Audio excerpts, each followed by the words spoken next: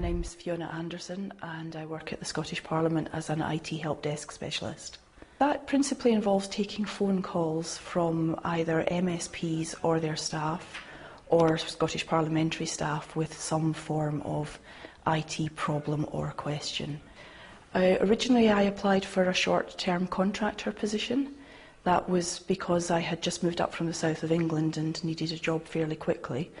I got that. The contract was renewed several times, and ultimately a permanent vacancy came up, which I applied for in the normal way through the advert in the Scotsman, and was lucky enough to get it. Before I came to the Parliament, I was doing an IT help desk job with Norwich Union down in Worthing on the south coast of England, near Brighton. I was very studious, very quiet, very good at my schoolwork. So I was directed, not so much directed in the subjects. The way the streaming worked for the classes you went into was based on our last exams at primary school. So I did well at primary school, so I was put into a high class at secondary school, which meant I automatically did certain subjects like Latin, which was not a lot. Well, it was quite good fun, but I didn't learn very much, I'm afraid. No, I didn't really have a clue. Wasn't vague notion of being a sculptor when I was 8. Thought about art school, but I don't know if I decided I wasn't good enough or I got the idea that I might not make any money from that. So I probably picked up an idea that I needed to do a job that I could earn my living at some point, but I had no idea what that was going to be. I went to lots and lots of careers fairs and just confused myself with thinking that everything sounded really interesting and not getting any specific ideas on what I was going to do. So I thought, I'll go to university. That seemed like a good way to get some breathing space. And I was a bit too young to join any of the armed forces, which seemed another way of getting some breathing space. So I did arts, again, a nice general subject where I could choose all sorts of things that interested me without having to decide right away what am I going to do at the end of it. Victoria Wines, part-time sales assistant, first job that came up.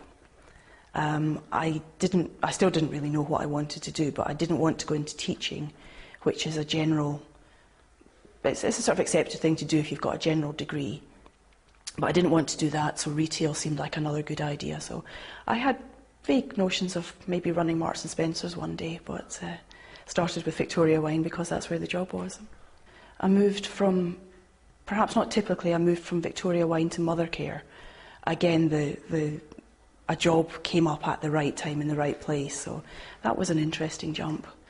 Yeah, stayed in retail for quite a long time until I discovered that office work paid better and you were less likely to have annoyed customers actually coming into the shop and shouting at you. So I thought, oh, that sounds interesting, so that's when I got into insurance work.